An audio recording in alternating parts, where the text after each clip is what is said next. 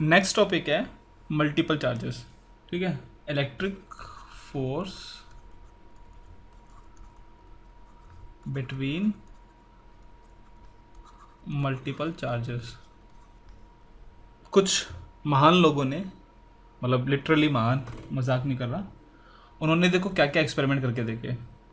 उन्होंने क्या किया कि एक चार्ज लिया Q और एक चार्ज लिया Q, और बीच के अंदर, बीच में कुछ भी चार्ज रख के देखा। तो दो चार्जेस रखे हैं इक्वल, ठीक है, प्लस Q, सपोज ये प्लस है, ये भी प्लस है।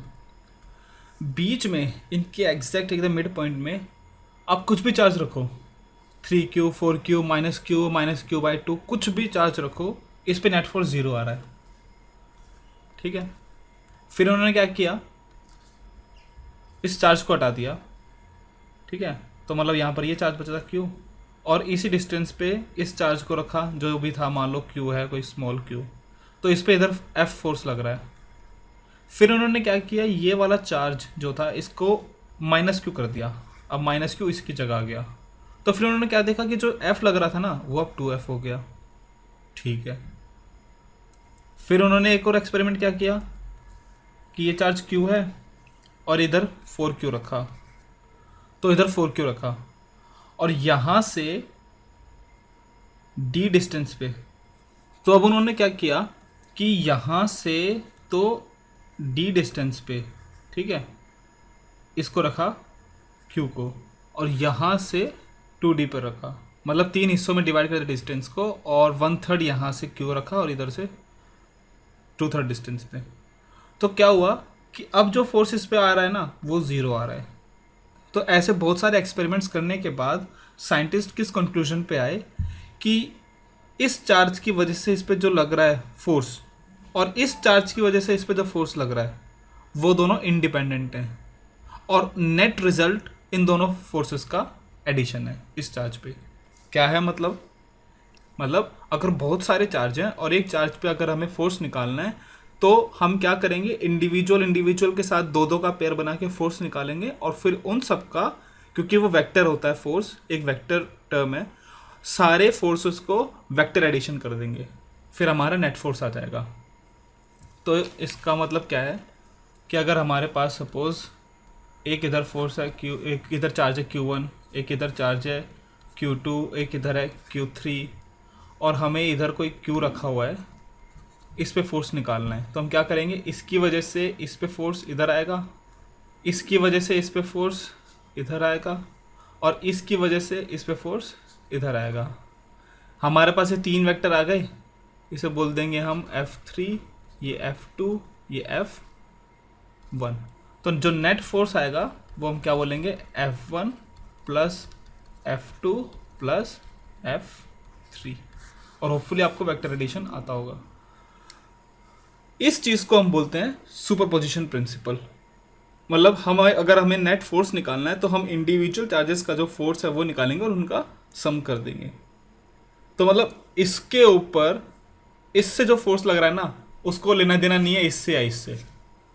ठीक है, इसकी वजह से इस पे जो फोर्स लगेगा, चाहे यहाँ पर कुछ है या नहीं है, या हजारों चार्जेस हैं, वो उतना ही रहेगा। ये सुपरपोजिशन प्रिंसिपल है। ठीक है, तो चलो इसी का एक क्वेश्चन करते हैं। तो हमारे पास एक स्क्वायर है, ये हो गया हमारी y एक्सिस, ये है x एक्सिस, और इस स्क्वायर की साइड है 2 मीटर। तो ये हमारा कोऑर्डिनेट हो गया 0 0, इसको हम बोलेंगे a बोल देते हैं, इसे b बोल देते हैं, इसे c बोल देते हैं, और इसे d बोल देते हैं। तो ये तो हमारा कोऑर्डिनेट 0 0 है, ये हमारा होगा 2 0, ये होगा हमारा 2 2, और ये होगा हमारा 0 2। ऑलराइट, कुछ भी नहीं अभी तक। फिर हमारा A पर चार्ज है QA, जिसे हम बोलेंगे +1 कूलम, QB लगा लो हमारा -2 कूलम, QC हमारा है 3 कूलम, और QD है हमारा -3 कूलम। ये हमारे 4 चार्जेस रखे हुए हैं चारों कॉर्नर्स पे। हमसे पूछा जा रहा है कि जो C पर जो नेट फोर्स आएगा ना, QC पर, वो कितना आएगा। मतलब हमसे पूछा जा रहा है FC कितना आएगा। ठीक है, तो सिंपल तरीका है, वही तरीका करेंगे हम। ए ज़ीरो पर ही है तो हमारा आर ए क्या आ गया 0, आर बी क्या आ गया हमारा 2i कैप और 0 जे कैप तो 2i, आर सी क्या आ गया हमारा 2i cap plus 2 j cap, और आर डी क्या आ जाएगा हमारा 0i cap plus 2 j cap.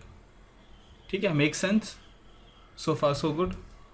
इसके बाद हमें सी के लिए निकालना है सारे, तो यहाँ से ये आर सी हो जाएगा, ये आर सी डी हो जाएगा, ये आर सी बी हो जाएगा। तो हमें निकालना है r C A. Are C A क्या होगा, r C minus r A, तो r C A minus r A 2i cap plus 2 j cap, क्योंकि आर ए 0 है। आर सी बी क्या होगा, r C minus r B, तो r C कितना है 2i प्लस 2 जे, और बी कितना है 2i, तो माइनस 2i, ये कितना आ गया हमारा 2 जे। आर सी डी कितना आएगा, ये आएगा हमारा, तो आर सी डी हमारा क्या आएगा 2i प्लस 2 जे माइनस 2 जे, ये आएगा हमारा 2i। ओके, तो यहीं पर इनका मॉड भी निकाल लेते हैं। तो मॉड आर सी ए कितना आएगा हमारा √4 प्लस 4 मतलब √8। ठीक है, मॉड आर सी बी कितना आएगा 2 ही है तो मतलब 2, और मॉड आर सी डी कितना आएगा 2। यूनिट वेक्टर निकाल लेते हैं सबके। आर सी ए कितना आएगा, आर सी ए तो ये आएगा हमारा 2i plus 2 J divided by √8। √8 क्या होता है 2√2, तो मतलब i plus j divide by √2। R C B हमारा क्या आएगा 2j डिवाइड बाय 2, तो 2j डिवाइड बाय 2 मतलब j, और आर सी डी हमारा क्या आएगा यूनिट वेक्टर, ओ सॉरी ये यूनिट वेक्टर है, क्या लिख रहा हूँ, तो ये क्या है यूनिट वेक्टर है। सिमिलरली आर सी डी हमारा क्या आएगा 2i डिवाइड बाय 2, तो मतलब i। ये हमारे 3 यूनिट वेक्टर भी आ गए। तो अब हमें निकालने हैं ये तीनों फोर्स और उनको ऐड करना है। तो देखो एफ सी ए कितना आएगा, सी पर ए की वजह से K Q A Q C divided by are C A का मॉड उसका स्क्वायर इनटू हमारी direction R C A unit vector, तो आएगा हमारा 9 × 10⁻⁹ ए इंटू सी 1 × 3, तो ये आ गया 3 divided by are C A का mod, r C A mod ये √8 का स्क्वायर मतलब 8 into r C A i by √2 plus j by √2, तो ये आ गया हमारा एफ सी ए कितना आ गया हमारा 3 × 9 27 डिवाइड बाई 8 और √2, तो ये कितना है, तो ये आ गया हमारा 2.38 आई प्लस 2.38 जे, ये आ गया हमारा एफ सी ए पहली equation. Second F C B निकाल लो, एफ सी बी तो ये क्या आएगा 9 × 10⁻⁹ q C into q B, q C into q B, तो -6 -2 into 3 divided by are C B कितना है मॉड 2, तो 4, और यूनिट वेक्टर कितना है आर सी बी जे, तो जे, तो ये हमारा कितना आ जाएगा -13.5 × 10⁻⁹ जे। अच्छा ये इधर भी 10⁻⁹ भी है, मैंने वो नहीं किया था। सिमिलरली एफ सी डी कितना आएगा 9 × 10⁻⁹, क्यू सी है हमारा 3 कॉलम और डी है हमारा -3, हाँ -3, ये अगेन 4 और ये है आई, तो ये हमारा आ गया -20.5 इंटू 10⁹ आई। तो हमारा नेट फोर्स एफ सी कितना आएगा, एफ सी होगा हमारा इन तीनों का सम सुपरपोजिशन प्रिंसिपल से, तो F C A plus F C B plus F C D. तो एफ सी कितना आ गया हमारा, एफ सी ए है 2.38 है ना, तो 2.38 इंटू 10⁹ आई प्लस 2.38 इंटू 10⁹ जे। ऐसा करते हैं 10⁹ सबका कॉमन ले लेते हैं, तो हम इसे बाहर ले लेते हैं 10⁹ को, तो 2.38 आई प्लस 2.38 जे, ये हो गया एफ सी ए। एफ सी बी कितना है, -13.5 जे, तो -13.5 जे प्लस एफ सी डी कितना है, -20.5 आई। तो आई के साथ आई को कर दो ऐड और जे के साथ जे को, तो एफ सी कितना आ गया हमारा -18.12 आई -11.2 जे इंटू 10⁹ तो ये हमारा फाइनल आंसर आ गया वेक्टर फॉर्म में। अगर हमें एकदम इसकी स्ट्रेंथ वैसे बतानी है तो इसका मॉड निकाल लो, तो मॉड कितना हो जाएगा, वही 10⁹ को बाहर रख लेते, तो 18.12 का स्क्वायर प्लस 11.2 का स्क्वायर, ये सॉल्व कर लो तो हमें स्ट्रेंथ आ गई।